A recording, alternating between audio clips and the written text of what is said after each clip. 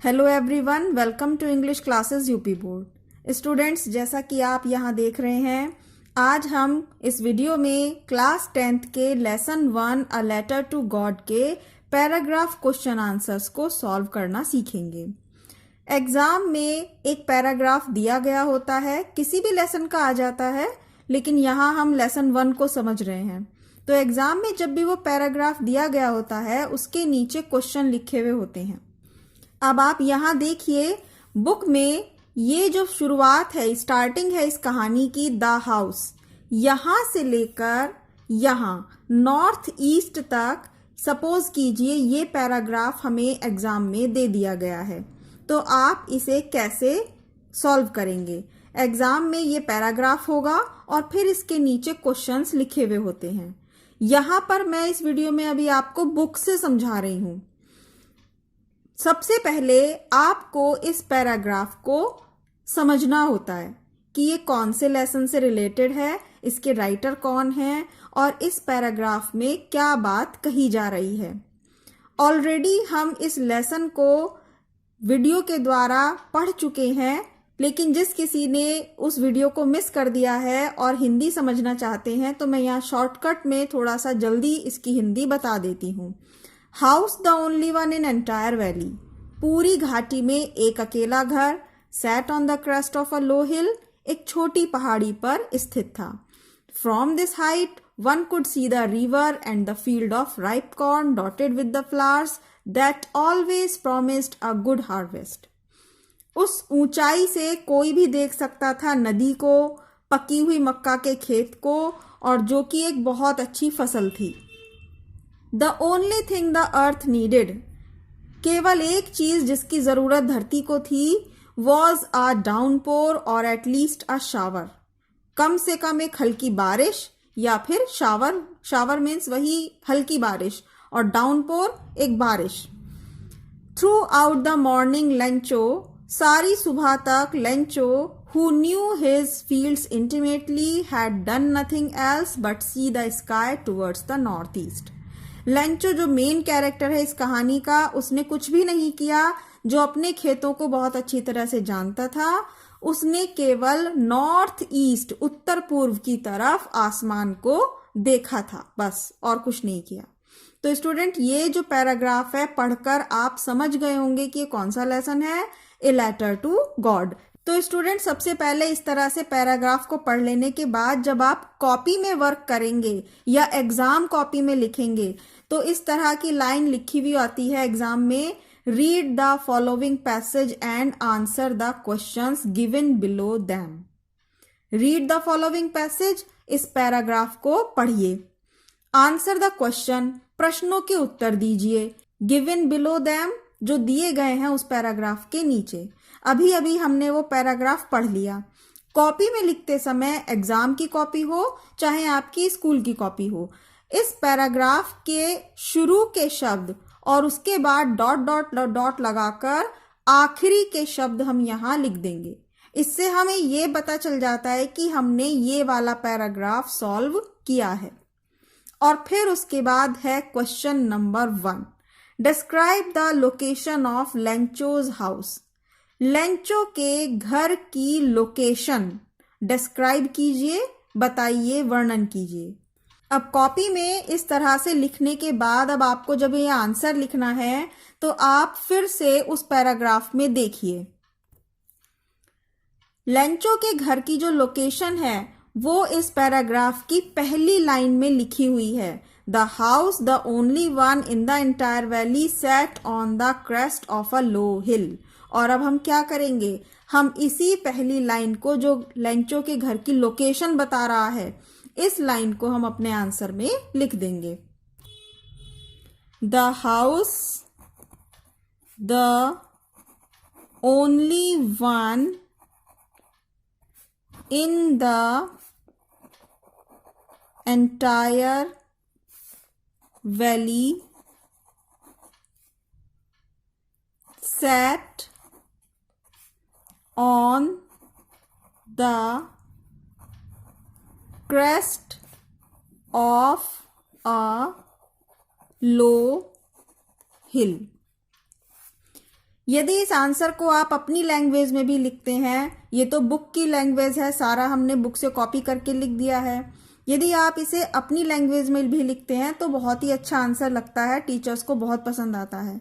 आप लिखेंगे Lencho's house was situated at the crest of a low hill, it was the only one in the entire valley. Simple तरीका यही है जो सबसे ज्यादा फॉलो किया जाता है। जो एक सीधी सिंपल लाइन हमें आंसर के रूप में पैराग्राफ से मिल जाती है, मोस्टली स्टूडेंट उसी को लिख देते हैं सबसे पहले। अब है यहाँ second question, what only thing did the earth need and why. धरती को केवल एक अकेली चीज की, किस चीज की आवश्यकता थी, एंड व्हाई और क्यों। तो अब शायद आपको याद भी हो तो अपने समझे हुए आंसर से भी आप यहाँ लिख सकते हैं, लेकिन अगर नहीं याद और आपको नहीं पता कि क्या आंसर आना चाहिए तो एक बार आप फिर से उस पैराग्राफ को रीड कीजिए। अब यहाँ देखिए, इस पैराग्राफ में ये वाली लाइन बताती है हमारे इस क्वेश्चन के आंसर को। The only thing the earth needed was a downpour और एट लीस्ट अ शावर। तो अब आप जानते हैं हमें क्या करना है, हम उस लाइन को सबसे पहले यहां लिख देंगे। The only thing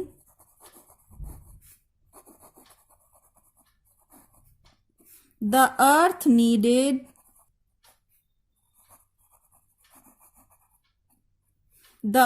needed was a downpour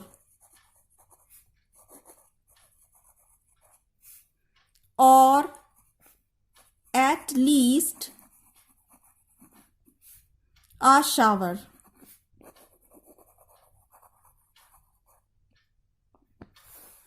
अभी लेकिन ये आंसर हमारा इनकम्प्लीट है, क्योंकि इसमें दो बातें पूछी गई थी कि किस चीज की जरूरत थी धरती को और क्यों। अब क्यों के लिए हम क्या लिखेंगे यहाँ, ये चीज हमें अपने आप से सोचकर लिखनी होगी। तो अब हम यहाँ लिख देते हैं बिकॉज, क्योंकि Lencho's field needed water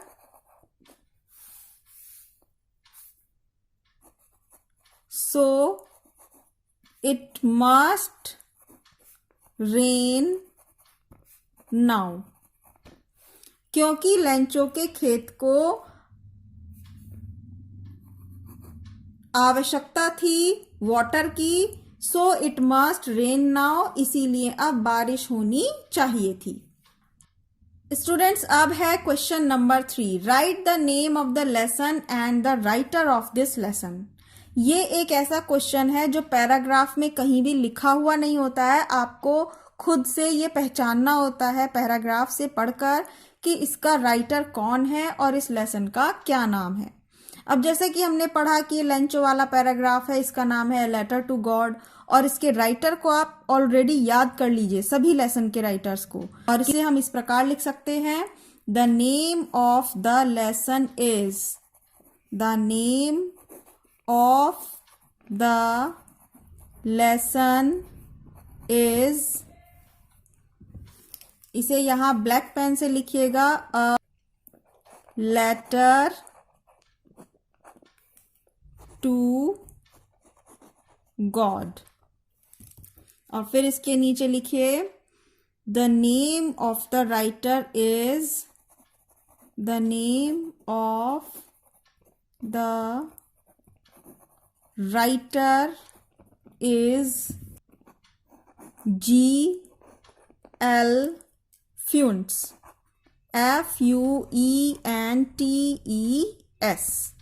Fuentes। Students, अब आते हैं पैराग्राफ सेकंड पर, और ये पैराग्राफ सेकंड है, इट वॉज ड्यूरिंग से R5 तक। इस पैराग्राफ को अब हम बुक से देखते हैं।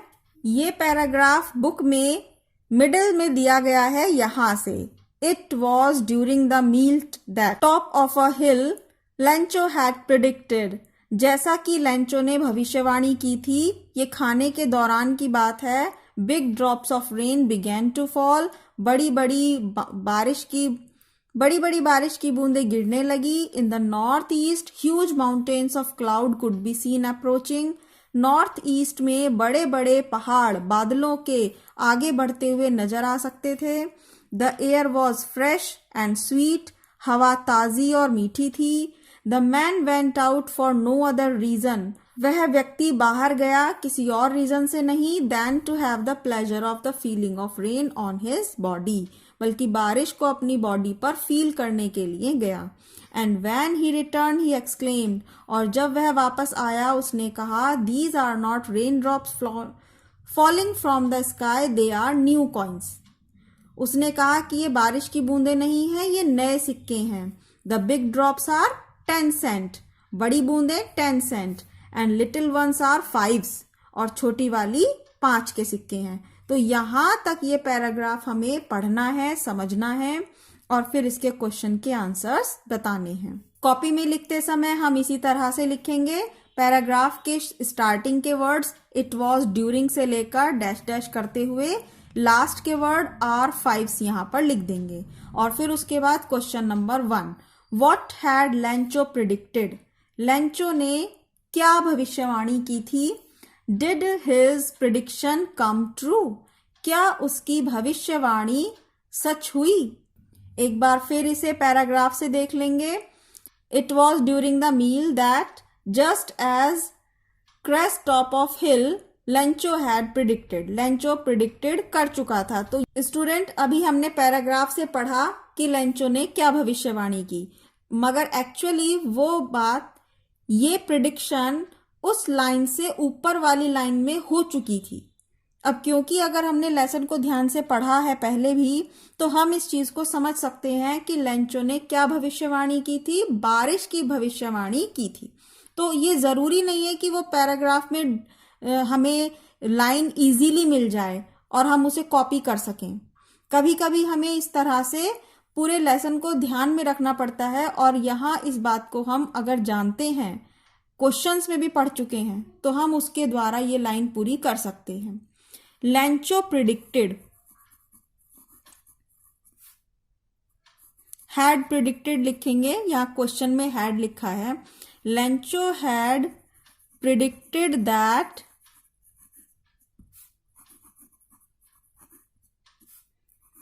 it might rain, बारिश हो सकती थी। Did his prediction come true, क्या उसकी यह प्रिडिक्शन सच हुई। yes, तो हम yes करके लिखेंगे, yes, comma his prediction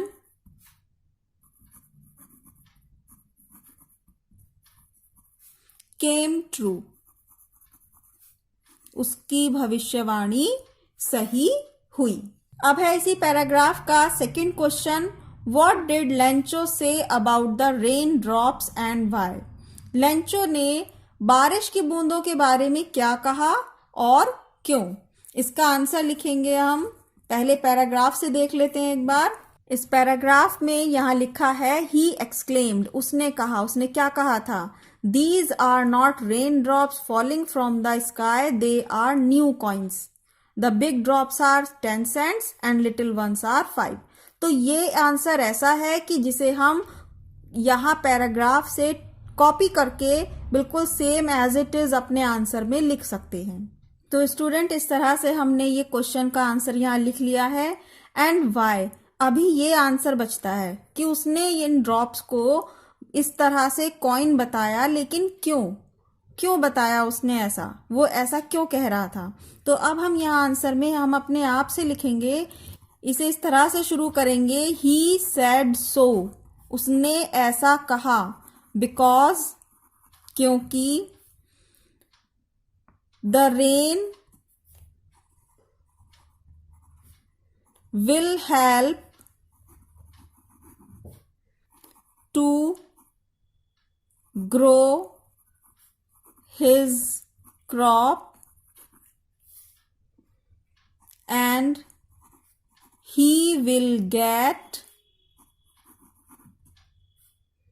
good money from his good crop.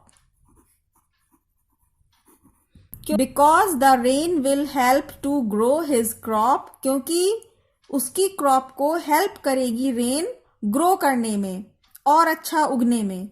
And he will get good money, और उसे अच्छा पैसा मिलेगा फ्रॉम हिज गुड क्रॉप, उसकी अच्छी फसल से. तो स्टूडेंट, आई थिंक ये बहुत ही इजी वर्क है पैराग्राफ से आंसर सिलेक्ट करना, क्योंकि इसमें आपको बहुत ज़्यादा याद करने की ज़रूरत नहीं पड़ती है. थोड़ा सा हिंट मिलते ही आप अपना आंसर लिख सकते हैं. और अगर आपको ये वीडियो पसंद आई हो तो प्लीज़ इस वीडियो को लाइक कीजिएगा, और इस तरह की हेल्पफुल वीडियोस को गेट करने के लिए इस चैनल को सब्सक्राइब करना नहीं भूलिएगा. Thank you very much.